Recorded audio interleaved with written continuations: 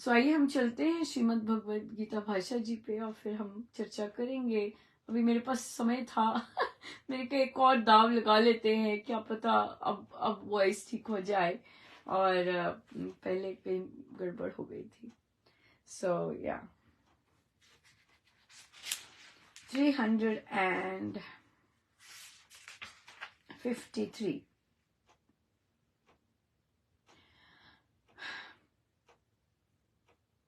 अपने अपने कर्म में लगा हुआ प्रत्येक मनुष्य भली प्रकार सफलता को प्राप्त कर लेता है। अपने कर्म में रत रहकर मनुष्य जिस प्रकार सिद्धि को प्राप्त करता है वह तू सुन।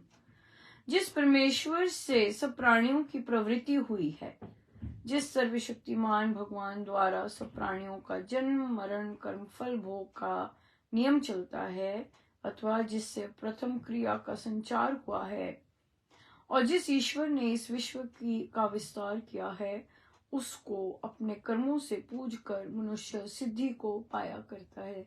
सिद्धि मतलब सफलता। और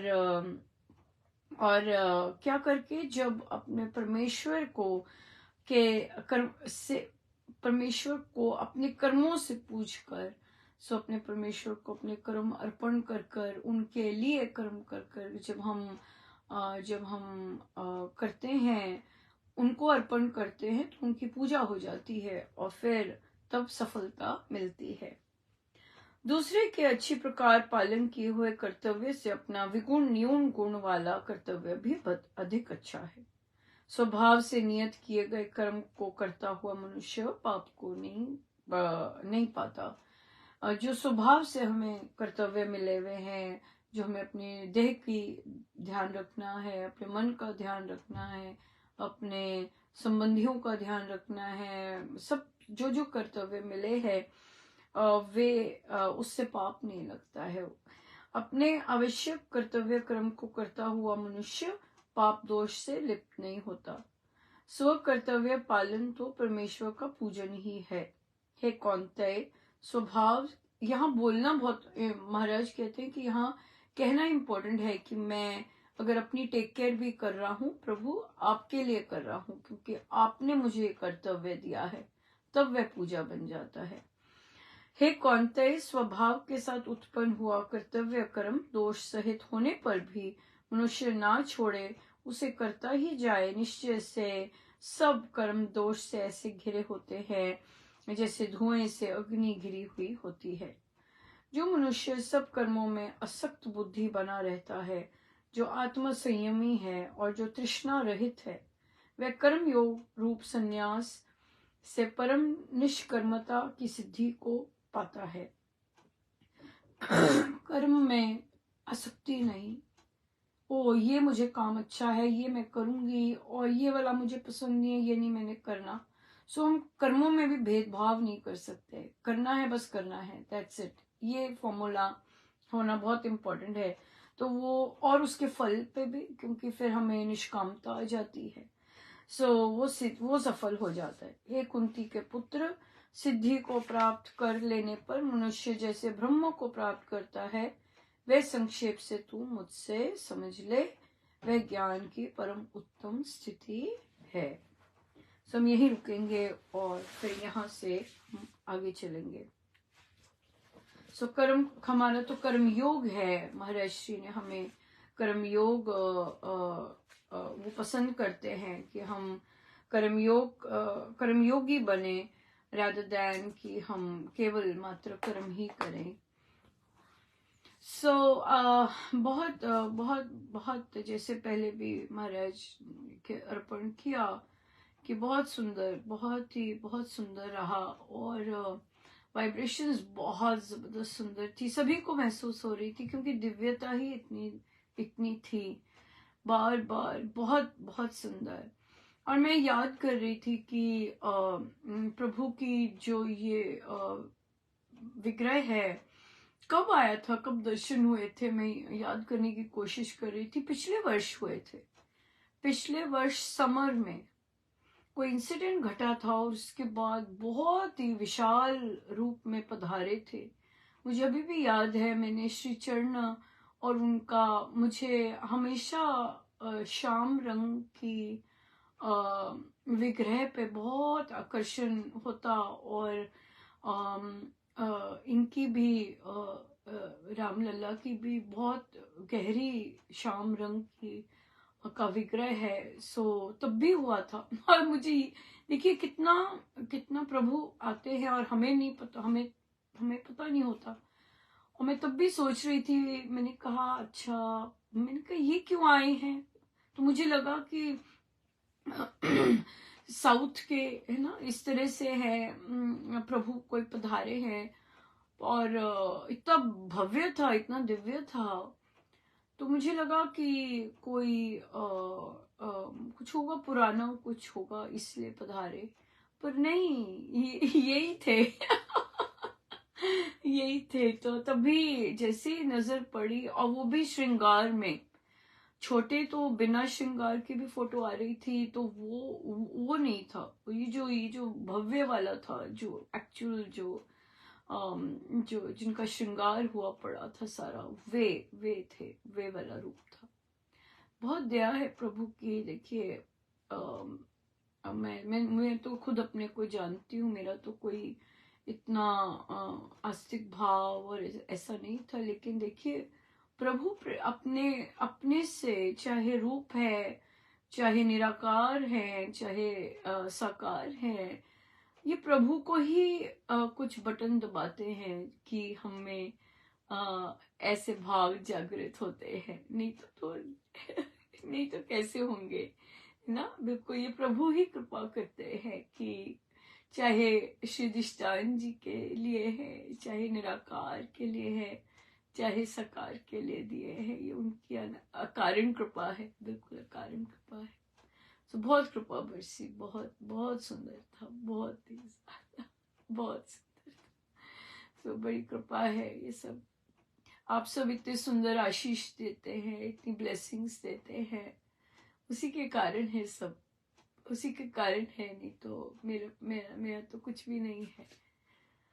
सो आज का प्रश्न आया कि एक साधु जी ने पूछा कि हम क्या करें जब हम संगति, ऐसी संगति में बैठे होते हैं जो दूसरों की निंदा करते हैं, तो क्या करें हम। आप मिलने गए हैं, रिलैक्स कर रहे हैं, और वहां निंदा शुरू हो जाती है। तो महाराज ने कहलवाया कि दूसरों की चर्चा करना सबसे निकृष्ट और निम्न कोटि की चर्चा है। जब हम तीसरे की चर्चा करते हैं, वो किसी भी तीसरे की चर्चा करते हैं, वो बहुत ही निम्न कोटि की चर्चा होती है। स्पेशली दुर्गुण देखना, दूसरों को डिस्कस करना, इस तरह से खाली खाली समय में। काम के सिलसिले में तो करना होता है, आपको कईयों को रिपोर्ट करना होता है, या सत्संग के सिलसिले में आपको बताना होता है। लेकिन एक बाउंड्री जरूर होती है निंदा की, दोष देखने की, इस तरह की प्रवृत्ति। सो यहाँ पे आया कि हमें यहाँ पर हमें अवॉइड करनी चाहिए ऐसी। हम बोल्ड नहीं है, इतने ज्यादा हम बोल्ड नहीं है कि हम कहें अच्छा भाई अब चलते हैं, ऐसे। या फिर कईयों ने बोलना शुरू कर दिया कि चलो यार कोई और बात करते हैं, इस तरह से ऐसे ऐसे करना शुरू कर दिया है। कई जो स्ट्रॉन्ग संकल्प लेते हैं। नहीं तो फिर वो फिर हम कमजोर ही होते हैं। जैसे एक साधिका जी को उनके पुत्र ने कहा कि फोन आया, तो उन्होंने कहा कि मम्मा बोल दो प्लीज कि मैं घर पे नहीं हूं। अब साधिका जी सत्य का संकल्प लेती हैं कि मुझे झूठ नहीं बोलना है, मन वचन सब कर्म से। तो उन्होंने कहा कि नहीं बेटा, मैं नहीं बोल पाऊंगी, सॉरी। मैं नहीं बोल पाऊंगी क्योंकि मेरा तो संकल्प चल रहा है। तो वहां उन्हें कहा कि आप बेटे से एक और चीज के लिए अपोलोजाइज कीजिएगा कि सो सॉरी, मैं तेरे को इनकरेज करती थी कि इस तरह का झूठ बोलने के लिए, कि मैं तुझे भी बोलती हूँ और अब तू मुझे बोलता है कि मुझे बोल दो कि मैं नहीं हूं। I am so sorry for that. मैं तब नहीं ठीक हुई, लेकिन अब मैं ठीक हो रही हूँ। सो होपफुली तुम भी सत्य के राह पर चलोगे। सो यह क्योंकि हम ही वैसे नहीं होते हैं तो फिर हम बच्चों को वैसे लीड नहीं कर सकते, राइट, लीड नहीं कर सकते। इसलिए उन्हें कहा कि जैसे उन्होंने बोल्ड होके बच्चे को कहा, सॉरी बेटा, मैं नहीं कह सकूंगी, मैं नहीं बोलूंगी झूठ। तो यहीं पे स्वामी जी महाराज का ये कोइंसिडेंस नहीं है कि देखिए इतना बड़ा, इतना ऐतिहासिक चीज हुई, क्यों इतने वर्ष लग गए। हाँ, और यही मैं बताना चाह रही हूँ कि इतनी कोइंसिडेंस नहीं था। ये 2 दिन से आप अगर सत्संग सुनते हैं या ऑनलाइन जो आता है, महाराज श्री जहाँ विराजते हैं प्रवचन के लिए, वहां पर कथा प्रकाश जो हो रही थी, यही टॉपिक चल रहा था। क्यों क्या हो गया हिंदू समाज को, या वो है इतना भयभीत, और इतना उसकी एनर्जी जो है इतनी कमजोर क्यों है, इतनी कम क्यों है। और हम ये कुछ है कमी, हम में सॉलिड कमी है, तभी हमें इस कार्य के लिए 500 वर्ष लग गए। तो मैं जरूर मैंने सोचा कि मैं महाराज को ही लेके आती हूँ, स्वामी जी महाराज को ही, और उनके शब्दों में हम देखते हैं कि क्या हुआ हमारे समाज को, क्या हुआ हमारी थॉट प्रोसेस को, क्या हुआ हमारे चरणों को, कि हम ना तक नहीं बोल सकते। हाँ, ना तक नहीं बोल सकते, सही कार्यों के लिए भी ना नहीं बोल सकते। आइए देखते हैं।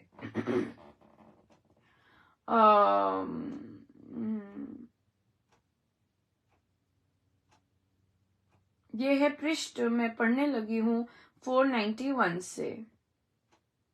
या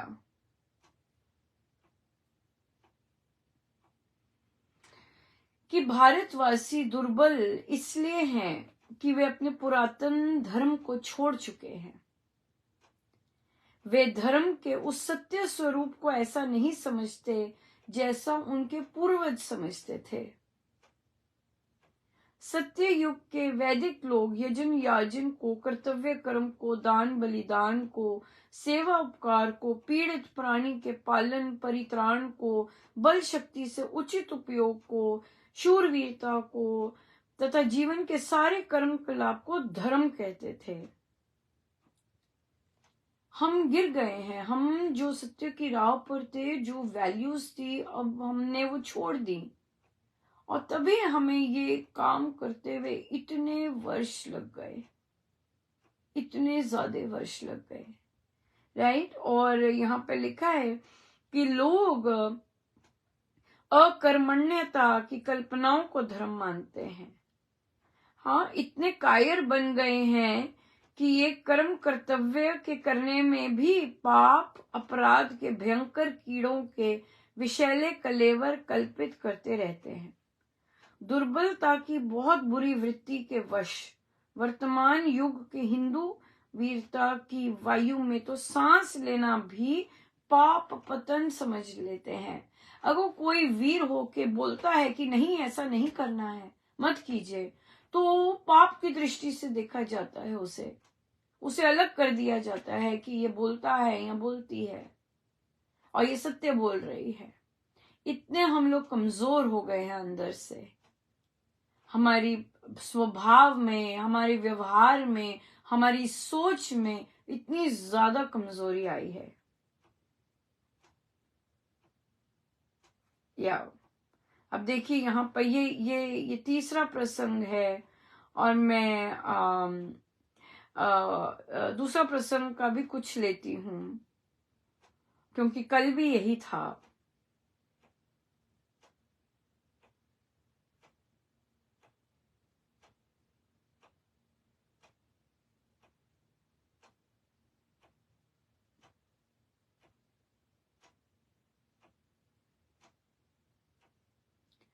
हाँ देखिए, सेम टॉपिक था कल, जो था टॉपिक वो यही था। एक समय था जब तीर्थ स्थान तोड़ दिए गए थे, धर्म मंदिर मिटा दिए जाते थे, पंजाब के, दिल्ली के, काशी के, कन्नौज के क्षत्रिय और वीर वंश कट चुके थे। उस समय हिंदुओं की आशा के आकाश में हताशा, निराशा की निबड़ निशा का पूरा राज्य था। भारत भूमि भ्रूण हत्याओं से थर थर कांप उठी थी और हिंदू हनन की घोषणाएं भयंकर रूप धारण कर रही थी। उस समय अनुभवी, आत्मदर्शी, बुद्धिमान, विद्वान ब्राह्मणों ने अग्नि से संस्कृत वीर वंश बनाए। जो लोग धर्म की रक्षा के निमित्त सिर समर्पण करने को संयोजित हो गए, गुरुजनों के कथन से यज्ञ कुंड में आहुति बनने के लिए आगे बढ़े। वे भारत को बचाने वाले वीर पुरुष क्षत्रिय घोषित किए गए। बहुत बहुत अनुरूपता में दंग रह गई थी जब ये कल कथा प्रकाशी में आया, और वही चीज बाहर चल रही है और संसार में भी वही चीज चल रही है। और हम भी देखिए महाराज हमसे वही पढ़वा रहे थे।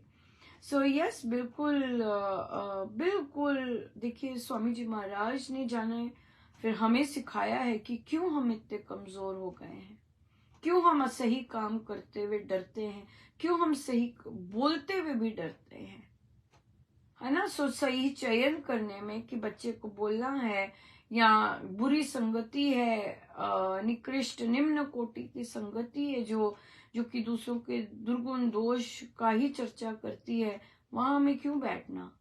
हम क्यों नहीं कह सकते नहीं, अब सॉरी। अब देखेंगे जब हम जैसे जैसे हम ऐसे छोटे छोटे कदम लेते हैं, हमारे अंदर की ऊर्जा ऊपर को ऊर्ध्वगामी होती है। जितने हम छोटे छोटे लेते हैं, छोटा सा भी काम करते हैं बिल्कुल धर्ममय, शस्त्र के अनुसार, और जैसे अभी पहले भी पढ़ा था कितने सारी गुण पड़े थे, उसके साथ करते हैं तो हमारी ऊर्जा ऊपर को उठती है।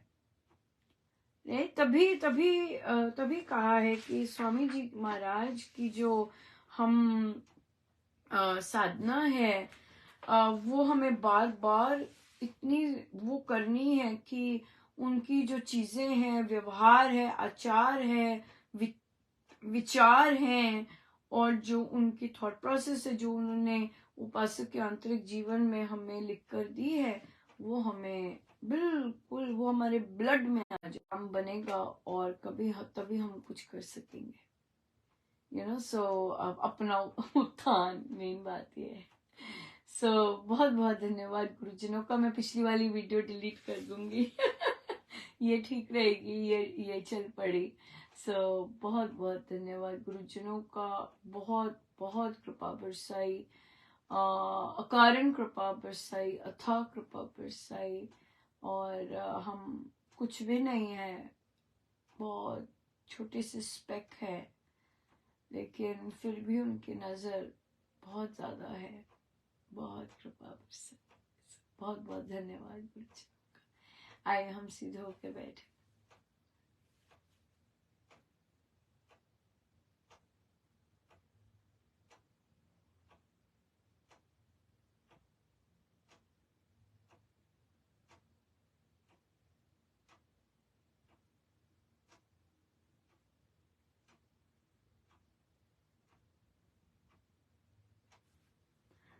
अपने प्रभु, अपने गुरुजनों का बारंबार धन्यवाद, अनंत बार धन्यवाद, अनंत बार धन्यवाद। जय जय राम, जय जय।